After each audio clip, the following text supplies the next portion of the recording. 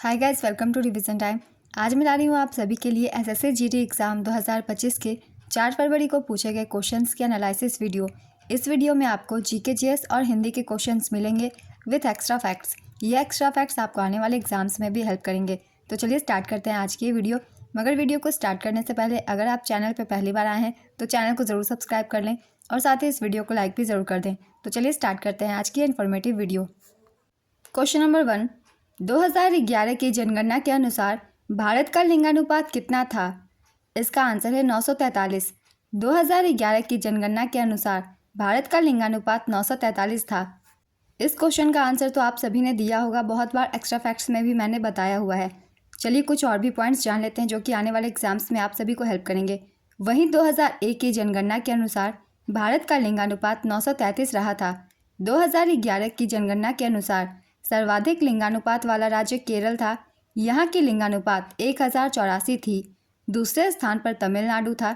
तमिलनाडु का लिंगानुपात 996 था।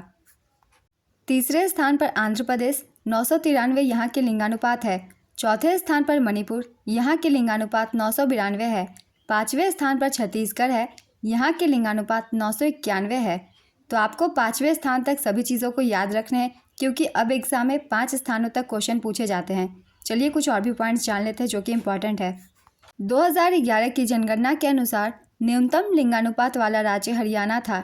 यहाँ की लिंगानुपात 879 थी। न्यूनतम लिंगानुपात वाला दूसरा राज्य जम्मू कश्मीर था। यहाँ की लिंगानुपात 889 थी। तीसरे राज्य सिक्किम था। यहाँ की लिंगानुपात 890 है। चौथा स्थान पंजाब का रहा। यहाँ के लिंगानुपात 895 है। पाँचवें स्थान पर उत्तर प्रदेश, यहाँ के लिंगानुपात 912 है। 2011 की जनगणना के अनुसार सर्वाधिक लिंगानुपात वाला केंद्र शासित प्रदेश पुदुचेरी था। पुदुचेरी की लिंगानुपात 1037 थी। लिंगानुपात में दूसरा स्थान लक्षद्वीप का था। यहाँ का लिंगानुपात 947 था। न्यूनतम लिंगानुपात वाला केंद्र शासित प्रदेश दमन और दीव है। यहाँ लिंगानुपात 618 है। तो लिंगानुपात से जितने भी क्वेश्चन बन सकते थे, जितने भी डाटा बन सकते थे, मैंने सभी को लिख दिया है। आप सब अच्छे से याद कर लीजिएगा जिनके एग्ज़ाम अभी नहीं हुए हैं। तो चलिए अब अगला प्रश्न देखते हैं। भारत में तीसरी पंचवर्षीय योजना का मुख्य उद्देश्य क्या था? इसका आंसर है स्वतंत्र अर्थव्यवस्था। तीसरी पंचवर्षीय योजना का कार्यकाल 1961 से 66 तक था। यह योजना पंडित जवाहरलाल नेहरू के नेतृत्व में लॉन्च हुई और इसके उपाध्यक्ष गुलजारी लाल नंदा थे। योजना का आकार था 7,500 करोड़ रुपए। तीसरी पंचवर्षीय योजना का प्रमुख उद्देश्य अर्थव्यवस्था को स्वावलंबी एवं स्वस्फूर्त बनाना था। इस योजना में जीडीपी का वार्षिक लक्ष्य 5.6% रखा गया था। यह योजना असफल रही तथा इस योजना में सिर्फ 2.8% की उपलब्धि हुई। इस योजना में कृषि तथा उद्योग दोनों को प्राथमिकता दी गई थी। इसका लक्ष्य कृषि में वृद्धि के साथ ही गेहूं के उत्पादन में वृद्धि करना था। इस योजना के असफल होने का प्रमुख कारण यह था कि इसी समय भारत चीन युद्ध और भारत पाकिस्तान युद्ध चल रहा था। तीसरी पंचवर्षीय योजना के काल में ही पंचायत चुनाव की शुरुआत हुई। तीसरी पंचवर्षीय योजना के समय ही राज्य विद्युत बोर्ड तथा राज्य माध्यमिक शिक्षा बोर्ड की स्थापना हुई और राज्य सड़क परिवहन निगमों का गठन किया गया और स्थानीय सड़क निर्माण राज्य की जिम्मेदारी बन गई। तीसरी पंचवर्षीय योजना की दयनीय विफलता के कारण सरकार को योजना अवकाश घोषित करना पड़ा। इस बीच की अवधि के दौरान 3 वार्षिक योजनाएं तैयार की गई थी। तीसरी पंचवर्षीय योजना के दौरान भारत ने पहली बार आईएमएफ से उधारी का सहारा लिया। रुपए का मूल्य पहली बार 1966 में अवमूल्यन किया गया था। एसएससी जीडी के एग्जाम में पंचवर्षीय योजनाएं से बहुत सारे क्वेश्चन पूछे जाते हैं, इसलिए जितने भी एक्स्ट्रा फैक्ट्स हैं उन सभी को आप सब याद रखिएगा। उनसे भी एग्जाम में क्वेश्चन पूछ लिए जाते हैं। नेक्स्ट क्वेश्चन, हर्ष का विलोम शब्द क्या है? इसका आंसर है शोक, दुख, निराशा, उदासी, विषाद। कमल का पर्यायवाची शब्द क्या है?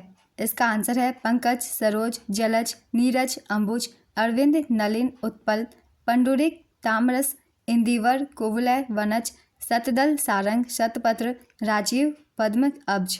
नेक्स्ट क्वेश्चन, खेद होना मुहावरे का क्या अर्थ है? इसका आंसर है किसी की असुविधा के लिए दुखी होना या आत्मग्लानि महसूस करना। उत्कृष्ट गैस आवर्त सारणी के समूह डैश में पाई जाती है।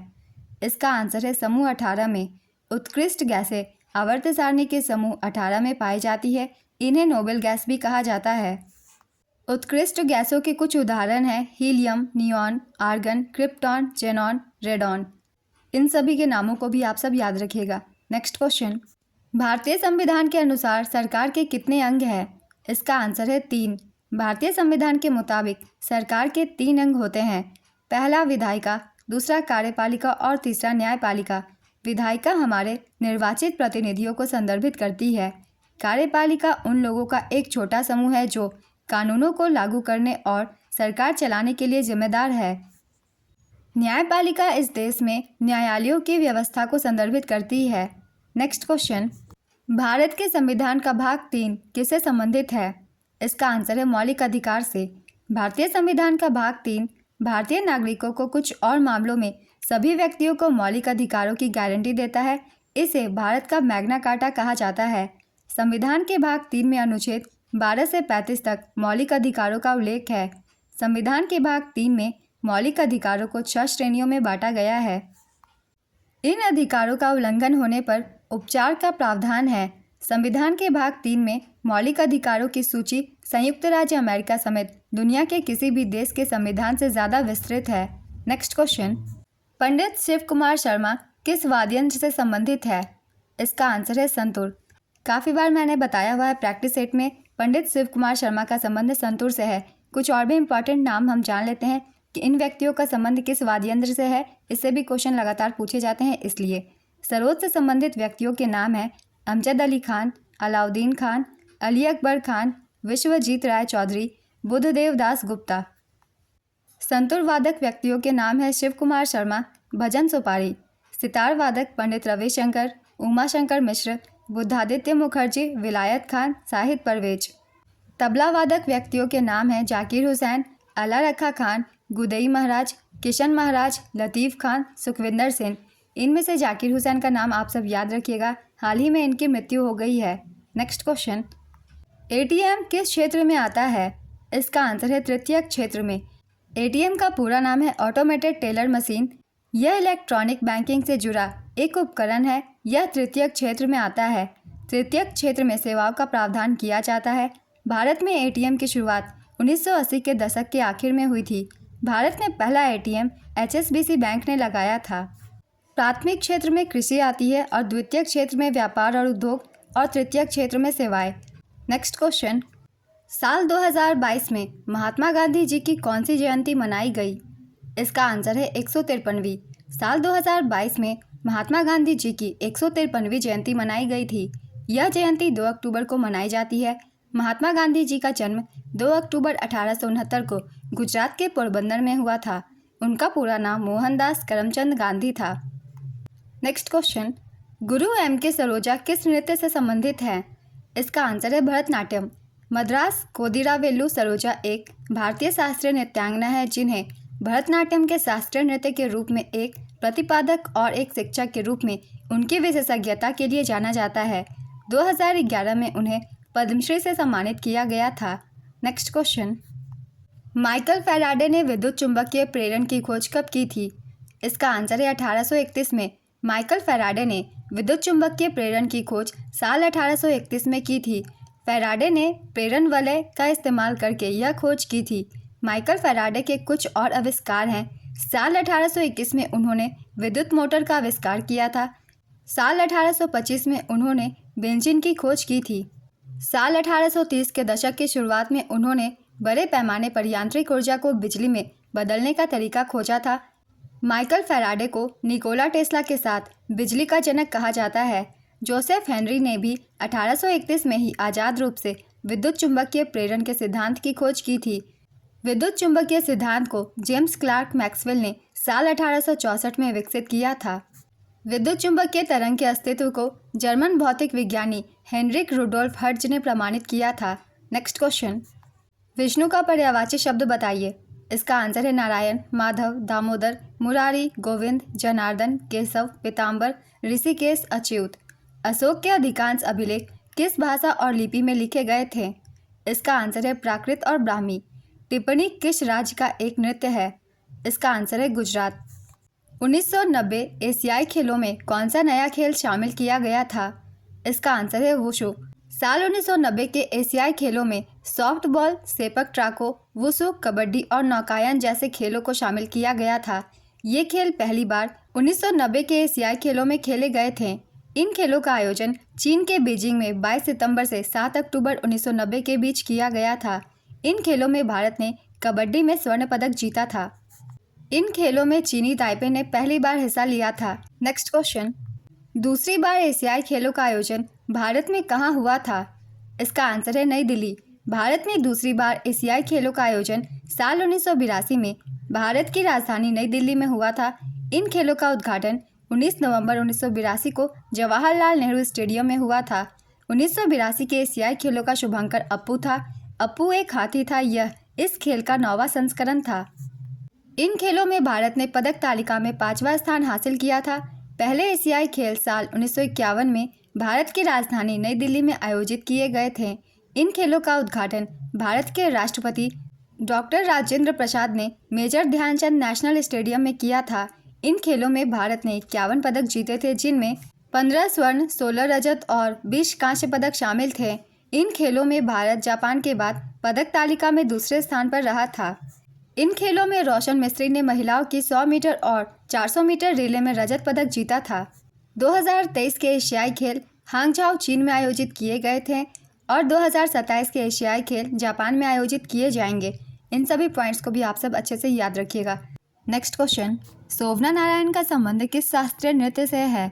इसका आंसर है कथक। शोभना नारायण एक प्रसिद्ध भारतीय कथक नृत्यांगना और भारतीय लेखा परीक्षा और लेखा सेवा की कैरियर अधिकारी हैं। कथक संगीत नाटक अकादमी द्वारा मान्यता प्राप्त 8 शास्त्रीय नृत्यों में से एक है।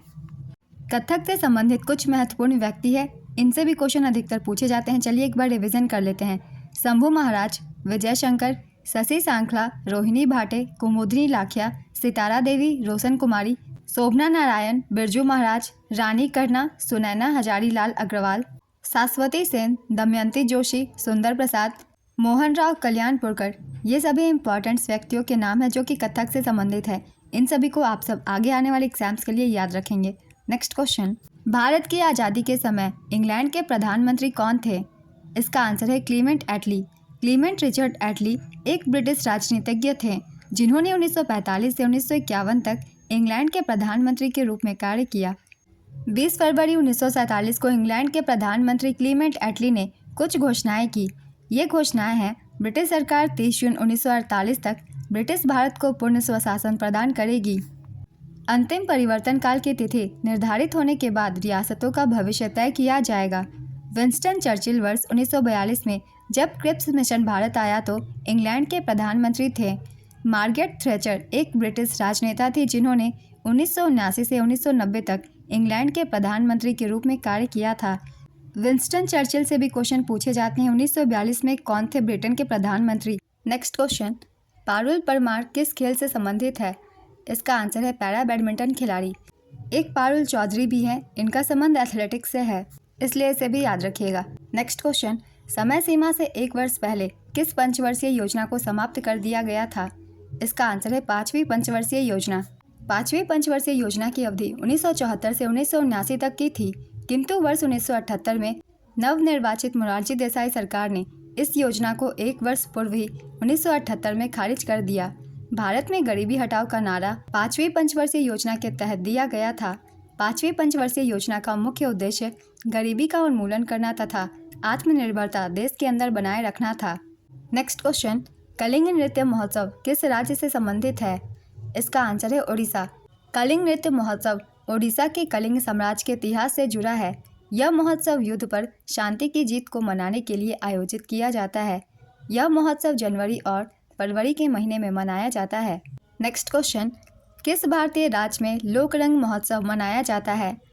इसका आंसर है मध्य प्रदेश। चलिए कुछ और भी राज्यों के महोत्सव की रिवीजन कर लेते हैं।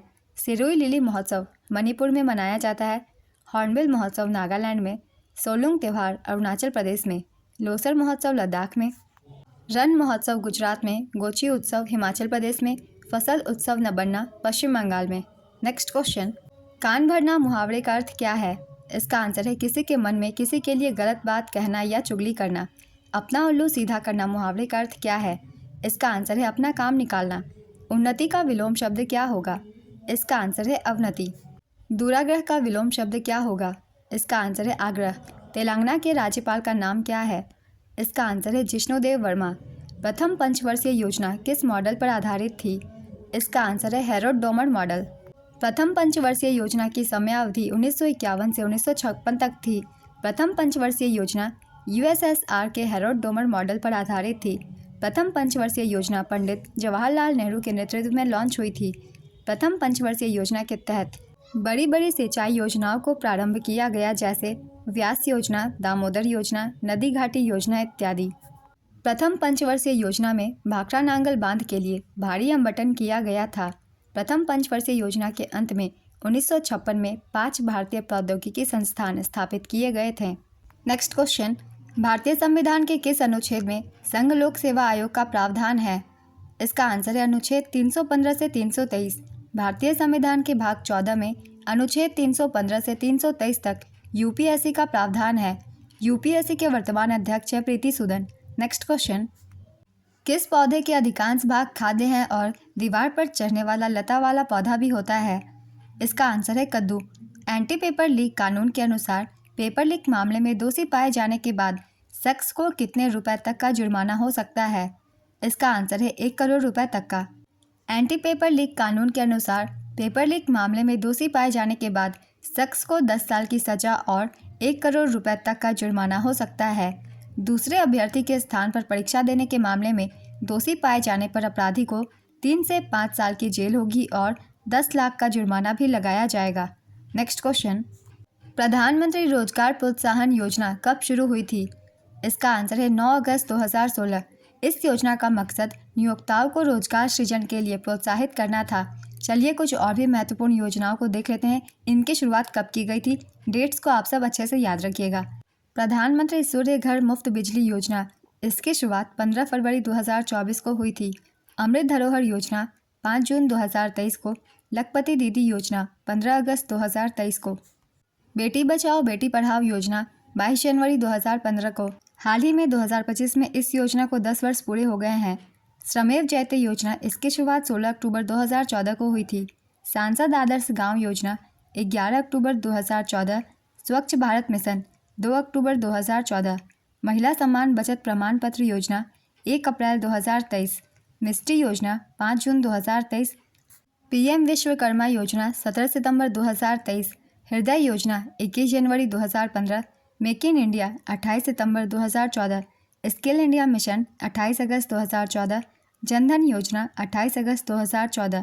उजाला योजना 1 मई 2015। अटल पेंशन योजना 9 मई 2015। प्रधानमंत्री जीवन ज्योति बीमा योजना 9 मई 2015। प्रधानमंत्री सुरक्षा बीमा योजना 9 मई 2015। स्मार्ट सिटी मिशन योजना 25 जून 2015। अमृत योजना 25 जून 2015। डिजिटल इंडिया मिशन 2 जुलाई 2015 को इसकी शुरुआत हुई थी। स्वर्ण मौद्रीकरण योजना 5 नवंबर 2015। स्वर्ण बॉन्ड योजना 5 नवंबर 2015। उदय योजना 2015। स्टार्टअप इंडिया 16 जनवरी 2016। सेतु भारतम योजना 4 मार्च 2016। स्टैंड अप इंडिया 5 अप्रैल 2016। ग्रामोदय से भारत उदय योजना 14 से 24 अप्रैल 2016। प्रधानमंत्री उज्ज्वला योजना 1 मई 2016। नमामि गंगे योजना 7 जुलाई 2016। ये कुछ महत्वपूर्ण योजनाएं थी। इन सभी के स्टार्टिंग डेट आप सब याद रखिएगा। नेक्स्ट क्वेश्चन, राष्ट्रीय बहुआयामी गरीबी सूचकांक 2023 के मुताबिक प्रतिशत में सबसे अधिक गरीब दर वाला केंद्र शासित प्रदेश कौन सा है? इसका आंसर है दादरा और नगर हवेली। सबसे कम गरीब दर वाला केंद्र शासित प्रदेश पुदुचेरी है। सबसे अधिक गरीब दर वाला राज्य बिहार है। सबसे कम गरीब दर वाला राज्य केरल है। बहुआयामी गरीबी सूचकांक नीति आयोग द्वारा प्रकाशित की जाती है। नेक्स्ट क्वेश्चन, साल 1919 के भारत सरकार अधिनियम के समय भारत के वायसराय कौन थे? इसका आंसर है चेम्सफोर्ड। इस अधिनियम को मॉन्टेग्यू चेम्सफोर्ड सुधार के नाम से भी जाना जाता है। लॉर्ड मॉन्टेग्यू उस समय भारत सचिव थे। नेक्स्ट क्वेश्चन, हरित क्रांति का संबंध किससे है? इसका आंसर है कृषि क्षेत्र। हरित क्रांति के फलस्वरूप गेहूं के उत्पादन में सर्वाधिक वृद्धि परिलक्षित हुई। खिन्न का विलोम शब्द क्या होता है? इसका आंसर है प्रसन्न मुदित। कृष्ण का विलोम शब्द क्या होता है? इसका आंसर है श्वेत धवल शुक्ल आकृष्ण। नेक्स्ट क्वेश्चन, सत्कार का विलोम शब्द क्या है? इसका आंसर है तिरस्कार। बांग्लादेश का राजकीय धर्म क्या है? इसका आंसर है इस्लाम। बांग्लादेशी संविधान के अनुच्छेद 2A में इस्लाम को राज्य धर्म घोषित किया गया है। हालांकि बांग्लादेशी संविधान में धर्मनिरपेक्षता का भी प्रावधान है। नेपाल में हिंदू धर्म राजकीय धर्म है।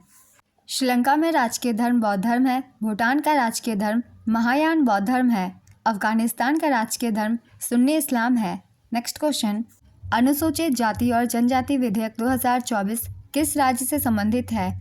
इसका आंसर है ओडिशा। यह विधेयक ओडिशा में अनुसूचित जातियों और अनुसूचित जनजातियों की सूची में बदलाव करता है। इस विधेयक के तहत ओडिशा में मूका, डोरा और कोंडा रेड्डी समुदायों को अनुसूचित जनजातियों की सूची में शामिल किया गया है।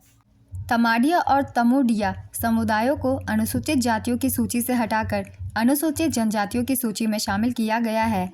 इसके अलावा जम्मू कश्मीर और आंध्र प्रदेश के लिए भी अनुसूचित जाति और जनजाति विधेयक 2024 पेश किए गए थे। नेक्स्ट क्वेश्चन, जून 2024 में केरल के वायनाड लोकसभा सीट से किसने इस्तीफा दे दिया था?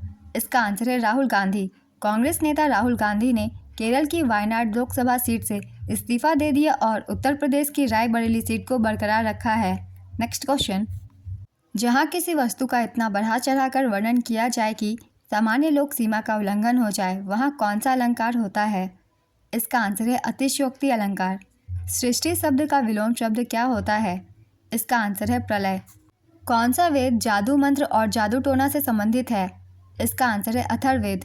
अथर्ववेद को ब्रह्मावेद भी कहा जाता है। अथर्ववेद में 20 अध्याय, 731 सूक्त और 5987 मंत्र हैं।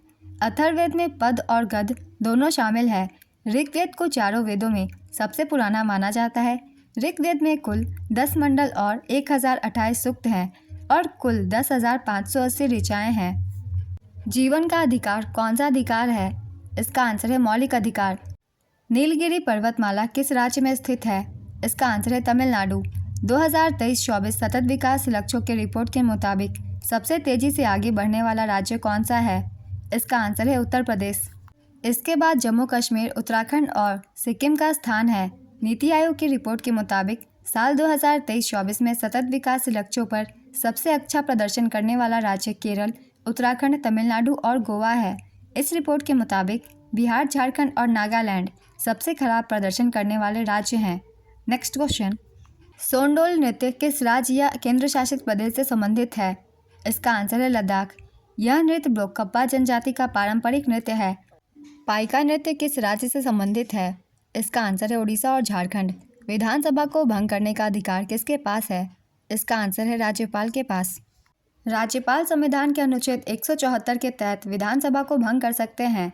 Next question, the rock and roll diaries किसका उपन्यास है? इसका आंसर है जेमिस कैलियन। मालदीव की आधिकारिक भाषा क्या है?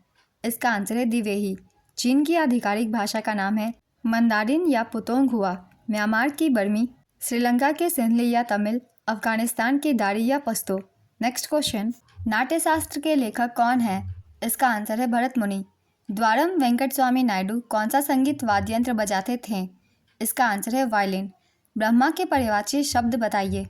इसका आंसर है विधाता, अज, विरंची, प्रजापति, निर्माता, धाता, चतुरानन, प्रजाधीप, स्वयंभू। नेक्स्ट क्वेश्चन, भारत के पर्यटन मंत्री कौन है?